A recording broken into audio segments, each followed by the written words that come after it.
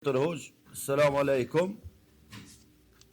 Një pyetje për Hoxhën, a është gjëna me vnu thjerëzat në sy për zbukurim dhe çerpekt artificial, jo të mbjellur?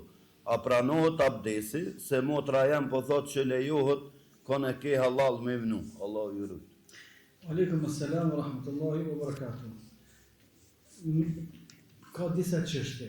Çështja e parë, nëse ato që i vendosën sy, do të me vetë ekspertin e syve, mjekun, ato që i vendosme, a dëmtojnë synin në afat shkurt, ose a japin dëmtim në afat gjatë, kjo është çështja pyetja e parë që është më rëndësi, edhe nëse e dëmtojnë synin, nuk do të menuar. Çështja e dytë, a lejohet menue që ato sy të njerëzit që njohin, lejohet. Me kush që mos menue nëse të njohin kam të folë për familjar, për vajzat, ose për gra që kanë të leju me menet me to. Me kush që mos më kanë dikush që është e interesuar me lyp këto për dikan, e kjo pastaj me paraqit bukuri që se ka, se në këtë rast është haram, masanena. Në të menu diçka me zbukuru veten atë që nuk e ka në realitet, me mashtruar njerëzit në rrëmet sena, pastaj më lehtësua martesa është haram. Pra nëse është kështu, do të me i kallëzuar. Nëse s'është kështu, nuk e dëmton synin, edhe nuk ka në përfitim që e bën për kësajna, se përket çështjeve të synit, besoj që lejohet. Kur të mirët abdes, në atë që është në sy, nuk ka problem.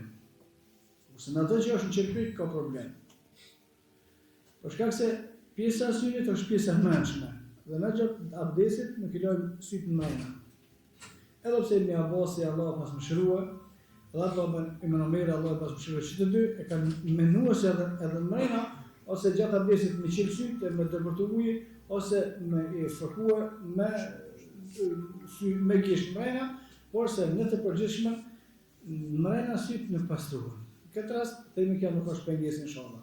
Kurse qerpikët janë pjesë e jashtme. Pjesa jashtme duhet më la. Pjesa jashtme duhet më la.